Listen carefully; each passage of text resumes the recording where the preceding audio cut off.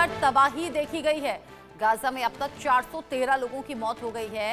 रमजान के महीने की ही ये जानकारी है। कई लोग जख्मी भी हो गए हैं। घायलों में ज्यादातर महिलाएं और बच्चे शामिल हैं। रमजान में ये अब तक का सबसे बड़ा हमला कहा जा रहा है। उत्तर से लेकर दक्षिण तक ताबड़तोड़ अटैक जारी है।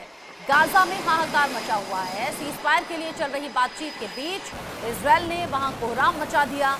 इजरायली हवाई हमले में अब तक 413 लोगों की मौत हो चुकी है। इस हमले में बड़ी संख्या में लोग जख्मी हुए हैं। घायलों में ज्यादातर महिलाएं और बच्चे शामिल हैं। कई अस्पतालों में शवों का अंबार लगा हुआ है। हर तरफ चीख पुकार मची हुई है। गाजा में उत्तर से लेकर दक्षिण तक हर जगह हमले की सूचना मिली है। दक्षिणी गाजा में दीर अल बलाह, खान यूनिस और राफा समेत कई ऐसे स्थान हैं जहां पर बड़ी संख्या में लोगों के शव देखे गए हैं। गाजा के एक अस्पताल के निदेशक डॉक्टर मोहम्मद जकाउद ने बताया कि गाजा पट्टी के कई क्षेत्रों में इजरायल ने नरसंहार किया है। इसमें 400 से ज्यादा लोग मारे गए हैं। सैकड़ों लोग जख्मी हैं, वो भी गंभीर तौर पर। इन सभी को तुरंत चिकित्सा सहायता की जरूरत है। अस्पताल के अंदर और बाहर शवों का अंबार लगा हुआ है। बताया जा रहा है कि इजरायल के हवाई हमलों में हमास के कई प्रमुख नेता भी मारे गए हैं। इसमें हमास की सरकार के प्रमुख महमूद अबू वाटफा का नाम भी शामिल है। वो आंतरिक मंत्रालय के महानिदेशक थे। इनके अलावा हमास के राजनीतिक ब्यूरो के सदस्य अबू ओबैदा मोहम्मद अल जमासी और इस्ताम अदालिस का नाम भी मृतकों में शामिल है।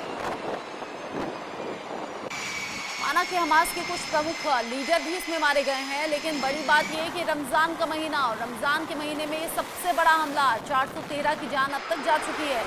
सीनियर कोलीग जो जांडियाल मेरे साथ में जुड़ गए हैं। अजय, पिछले दिनों ये लग रहा था कि शायद सीज फायर को लेकर बात बन जाए, जो कि एक पड़ाव तो हुआ भी था, लेकिन रमजान के महीने में इतनी बड़ी एयर स्ट्राइक, 400 से ज्यादा जानें अब तक चली गई। क्या समझें, ये युद्ध और ज्यादा भीषण होगा अब? रचना, बिल्कुल आप ठीक कह रही हैं। ये अब तक का ये कहा जा सकता है कि सबसे बड़ा हमला है जो इजराइल ने किया है। और 3 जो है टारगेट थे, जिसमें लेबनान, गाजा और उसके साथ साथ सीरिया के कई ठिकानों पर हमले हुए हैं। 400 से ज़्यादा लोगों की मौत, और उसमें कई बड़े नेता जो हैं, आपको बता दूं, हमास के, वो मारे गए हैं। और जिस तरीके से ये हमला हुआ है उससे ये साफ हो जाता है कि कहीं ना कहीं इजराइल और हमास के बीच में जो सीजफायर को लेकर डील चल रही थी वो पूरी नहीं हुई, और उसी वजह से ऐसा हुआ है। दरअसल आपको याद होगा कि अमेरिका ने जब मीडिएशन करते हुए कहा था जो हमास को कि आप इजराइल के सभी बंधक जो हैं वो छोड़ दीजिए, जिनको हिरासत में रखा गया है, एक साथ छोड़िए, और उसके बाद जो है सीजफायर के सिलसिले को आगे बढ़ाइए। मगर जब ऐसा नहीं हुआ, हमास ने उन लोगों को नहीं छोड़ा, उसके बाद इस चीज़ की आशंका पहले से जताई जा रही थी कि कहीं ना कहीं एक इजराइल जो है इसको रिटेलिएट कर सकता है, अपने हमलों को तेज कर सकता है। और आपको याद होगा कि ये कहा गया था नेतन्याहू द्वारा कि वो अपने हमलों को तेज करेंगे और अमेरिका की मदद से जो है वो हमास पर हमला करेंगे। अगर ऐसा ही है तो उसको ये नतीजा समझा जा सकता है कि अब 400 से ज़्यादा लोगों की मौत हो चुकी है। गाजा में भयंकर जो है हमला किया गया है, और इजराइल के जो फाइटर जेट्स हैं वो लगातार हमला कर वहाँ पर अलग अलग लोकेशंस को निशाना बनाते रहे। जिस तरीके से आपने बताया, अलग अलग लोकेशंस को निशाना बनाया गया, हमले के बाद एक हुए। अच्छा, इस हमले में कहा यह जा रहा है कि अजय कि हमास के भी कुछ बड़े लीडर्स का खात्मा हुआ है। अब ऐसे में हमास के लीडर्स का, हमास के लड़ाकों का खात्मा अलग अलग वक्त पर होता रहा, लेकिन इस बार चिंता वाली बात ये, एक तो रमजान का महीना चल रहा है, रमजान के पाक महीने में ये अब तक का सबसे बड़ा हमला कहा जा रहा है। 400 से ज्यादा जानें जा चुकी हैं और सैकड़ों लोग जख्मी हैं। सबसे चिंता की बात है महिलाएं और बच्चों की संख्या इसमें सबसे ज्यादा, जबकि इजरायल को इससे पहले भी कई बार क्रिटिसाइज किया जा चुका है इंटरनेशनल लेवल पर।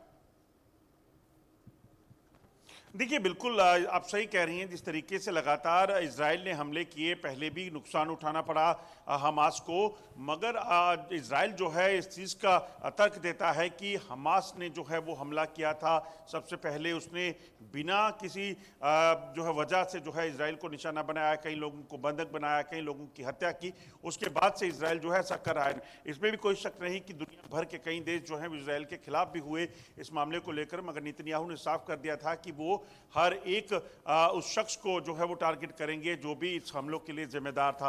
और ऐसा ही हुआ। हालांकि अमेरिका ने और कई देशों ने मीडिएशन करके इस युद्ध को रोकने का प्रयास किया, मगर उस युद्ध को रोकने में अभी तक जो है असमर्थ दिख रहे हैं। और जिस तरीके से कार्रवाई हुई है, नेतन्याहू ने जो जवाबी कार्रवाई लगातार चलाई हुई है और हमलावर है इजरायली सेना, उसमें देखा जा सकता है कि कितना बड़ा नुकसान हुआ है। ना सिर्फ गाजा, आपको बता दूं कि इसमें कई ऐसी लोकेशंस हैं जिनको टारगेट किया गया है, कई रिहायशी इलाके थे जिनको टारगेट किया गया। इसी वजह से वहां पर देखें तो चाहे वो पॉलिटिकल ब्यूरो के जो मुखिया थे उनकी मौत हुई है, और ऐसे कई बड़े नेता जो है इसमें मारे गए हैं।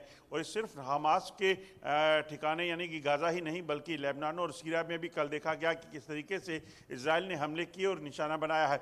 इस हमलों के बाद अब कहीं ना कहीं ये साफ हो जाता है कि अभी बहुत जल्द इन दोनों देशों के बीच में बातचीत के सिलसिले की उम्मीद नहीं की जा सकती या सीजफायर की उम्मीद नहीं की जा सकती। अब देखना होगा इस पे जो है हमास किस तरीके से करता है, लेबनान क्या वापस हिजबुल्लाह जो है वो एक्टिवेट होता है और इजराइल को टारगेट किया जाता है, ये सब बड़ा सवाल उठता है। ठीक है, आप रहिए मेरे साथ में। आपने बताया कि एक साथ अलग अलग टारगेट को हिट करते हुए इजराइल की तरफ से हमला हुआ है। आप रहिए मेरे साथ में। इजरायली एयर स्ट्राइक के बीच में एक बड़ा अपडेट भी मिल रहा है। डोनाल्ड ट्रंप ने इजराइल को ग्रीन सिग्नल दिया। गाजा पर इजराइल के कब्जे की तैयारी के तौर पर इसे देखा जा रहा है। साथ ही साथ सीरिया में गाजावासियों के विस्थापन पर भी मुहर लगी है। एक साथ कई फ्रंट पर इजराइल अमेरिका ने ये तबाही मचाई है और अब इस पर दुनिया के अलग अलग देशों की निगाहें हैं। यूरोप में युद्ध विराम की कोशिश विफल होती हुई दिख रही है, जबकि अरब में युद्ध विराम टूट गया है। इजराइल ने गाजा में जबरदस्त हमले किए, जबकि इससे पहले अमेरिका ने यमन को दहलाया। सीरिया पर भी एयर स्ट्राइक की गई। एक साथ कई फ्रंट पर इजराइल और अमेरिका तबाही मचा रहे हैं। ट्रंप ने इजराइल को ग्रीन सिग्नल दे दिया है, जिससे गाजा से हमास का खात्मा करके पूरा कब्जा किया जा सके। इससे पहले गाजा वासियों का विस्थापन सीरिया में करने पर फाइनल मुहर लग गई है। एक बड़े इलाके में गाजा के लोगों को बसाकर सीरिया को रिफ्यूजी कैपिटल बनाने की तैयारी है, क्योंकि पहले से ही सीरिया में 4 लाख फिलिस्तीनी शरणार्थी रह रहे हैं। गाजा में इतनी तबाही हुई है कि गाजा कब्रिस्तान में तब्दील होता हुआ दिख रहा है। जैसे हमले इजराइल कर रहा है, उससे साफ है कि युद्ध विराम टूट चुका है।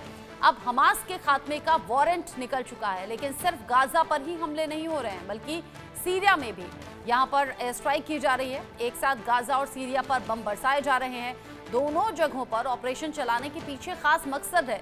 एक तरफ गाजा में हमास का खात्मा किया जा सके, दूसरी तरफ सीरिया में बहुत बड़े इलाके पर कब्जा किया जा सके। ये फैसला बेंजामिन नेतन्याहू और डोनाल्ड ट्रंप ने मोसाद के इनपुट के बाद लिया है, क्योंकि गाजा से लोगों के विस्थापन में देरी हो रही थी। इसीलिए सीरिया में बसाने का फैसला लेना पड़ा। एक साथ कई फ्रंट पर अमेरिका और इजराइल ने ये बड़े हमले किए हैं। अजय मेरे साथ में लगातार जुड़े हुए हैं। अजय, डोनाल्ड ट्रंप ने पहले भी इजराइल का साथ देने की, बेंजामिन नेतन्याहू का साथ देने की बात कही थी। अब ग्रीन सिग्नल दिया है, उसके बाद में ही युद्ध विराम टूटा है। लेकिन अगर इधर गाजा पर हमला हुआ तो उधर अमेरिका ने भी सीरिया में बम बरसाए हैं। कैसे देखें इस पूरे सिचुएशन को?